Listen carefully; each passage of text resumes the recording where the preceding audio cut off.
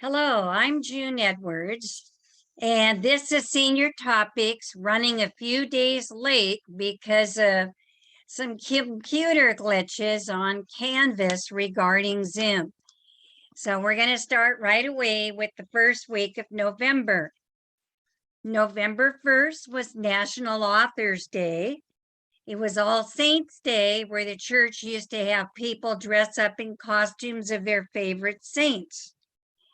It is when the U.S. Weather Service was established in 1870. It is when the electric light bulb was patented in 1879, and also National Family Literacy Day. November 2nd is when Daniel Boone was born in 1734, and I found out through Ancestry.com I'm related to him. Very, very distant cousin. It is Cookie Monster's birthday from Sesame Street. It is when the International Space Station opened in 2000. And it is National Deviled Egg Day. I call them angel eggs. On the 3rd of November, National Sandwich Day. November 4th, the first wagon train reached California in 1841. It is also National Candy Day to eat up all the candy from Halloween. And it is when King Tut's tomb was discovered and opened in 1922. November 6th is National Nachos Day. And when James Naismith, the inventor of basketball, was born in 1861. Now, on November 7th, daylight savings is ending in 2021. It is also Hug a Bear Day. And it is when the scientist Madame Curie was born in 1867. And one more for the first week of November. November 8th, X-ray Day. X-rays were discovered on this day in 1895. Also, November is known with American Education Week on the second week. National Geography Awareness Week is the second week. Aviation Month and Child Safety and Protection Month. Moving on, I've got a few pretty pictures. This one is in Fullerton, taken by a photographer at Morningside Facility in Fullerton. Isn't that gorgeous? Who says that New England has all the gorgeous autumn days? Oh, no, we have some too. Also, we need to look at our fall bucket list. This is for kids and for those young at heart. Here's 10 things you should think about doing this month. Number 1, go apple picking. Number 2, help somebody make apple pie. Number 3, rake leaves. And then the next one, go play in them. Put together a big puzzle with your friends. Feed ducks at a local pond or lake. Plant acorns. Make a recipe in a slow cooker and then enjoy the smells as it cooks all day long. Take family photos. Make a bird feeder. Make some crafts with fallen autumn leaves. Then roast pumpkin seeds, bake pumpkin pie, and it's not too late to watch a scary Halloween movie. Maybe it won't scare you as much because Halloween is over. All right, now moving on from that, we're looking at some unusual things about the fall. 8 interesting facts about autumn. Well, we know that autumn begins. It's defined by the Earth's orbit around the sun. It begins on the equinox, which is either September 22nd or 23rd. So we know we're definitely in autumn. But it's important to have set dates. Number two, the trees are preparing for the winter. Yes, we have winter even here in California. One of the most stunning signs of autumn is the turning of the leaves. The shorter days are a sign to trees to begin to prepare for winter. During winter, there's not going to be enough light because the days are not long enough for photosynthesis to occur. So as the days shorten, the leaves are not going to be green much longer. Their food production systems are reducing the amount of chlorophyll in their leaves, and they're turning all sorts of beautiful, beautiful colors, red, orange, yellow, purple. Number three is the chemistry of color. Chlorophyll is a chemical which makes tree leaves green. As it declines, other chemicals become more prominent. And those are the ones responsible for the vibrant fall colors. It's also the same chemicals that give things like carrots their color and egg yolks their yellow color. Number four, people born in the autumn months live longer. A study from the Journal of Aging Research found that babies born during the autumn months are more likely to live to 100 than those born other times of the year. So if you were born in September, October, and November, you may be a long liver. Number five, the days we know are getting shorter. As soon as the time change happens a few days from now, the sun will be setting at 5. If you live several hundred miles north of us, it would be getting dark by 4. And even further north by 3. That depends on where you live. Now here's a date for your journal, September 24, 2303. Generally speaking, the autumn equinox always falls on either the 22nd or 23rd.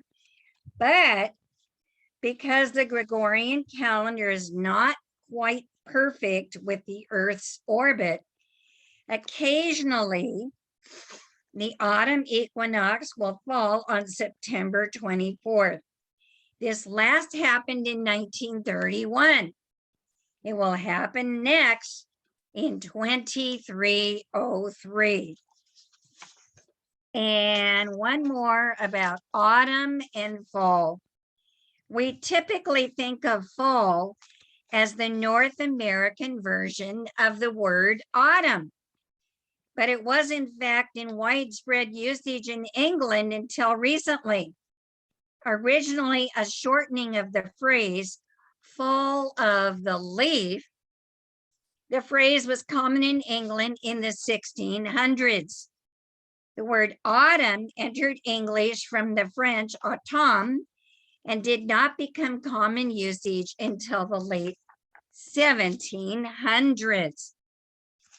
And now I'm going to tell you just a little bit about All Saints' Day, which happens on November 1st. It's a Christian festival celebrated in honor of all the saints.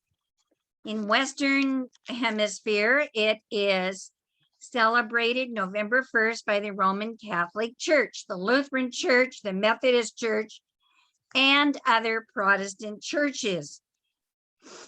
The Christian celebration of All Saints' Day and All Souls' Day stems from a belief there's a powerful spiritual bond between those in heaven and the living.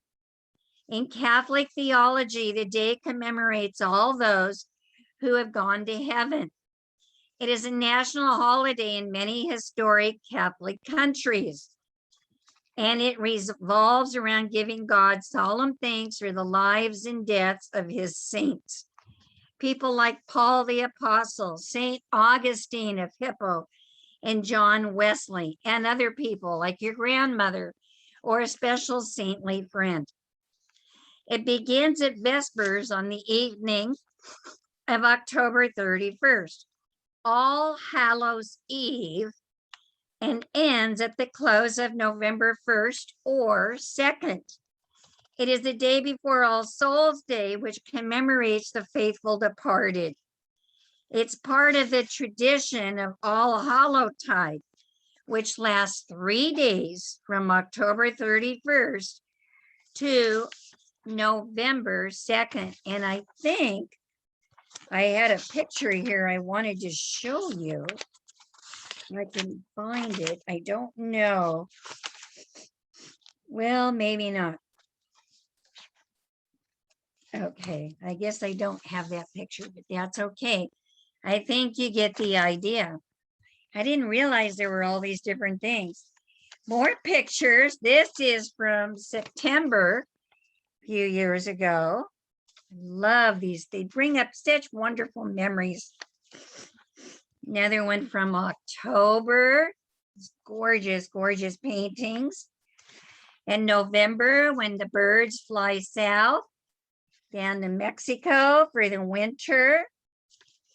Now I have just a few inspirational stories.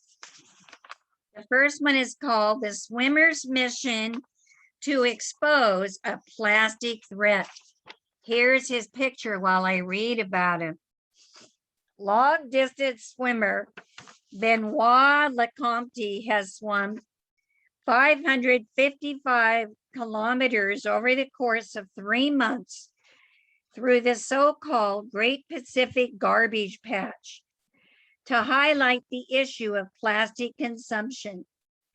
The 52-year-old Frenchman sailed from Honolulu to San Francisco, swimming through the 79,000-ton trash vortex he describes as mainly an underwater smog of microplastic.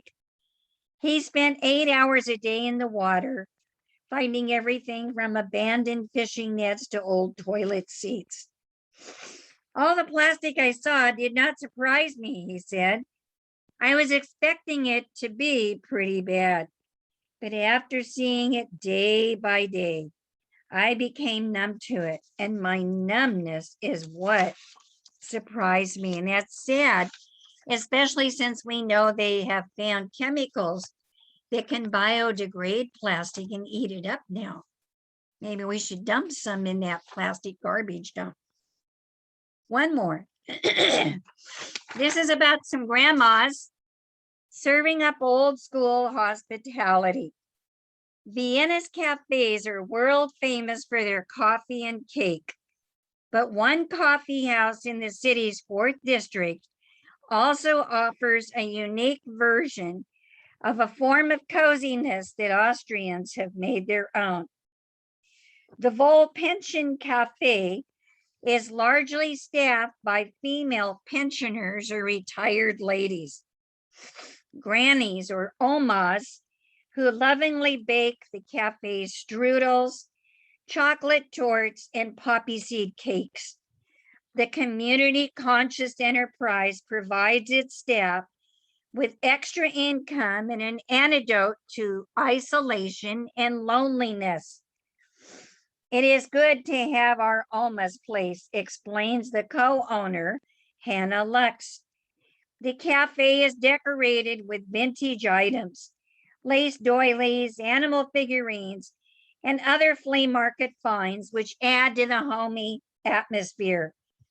It's not easy for young and old people to connect in everyday life, says Lux.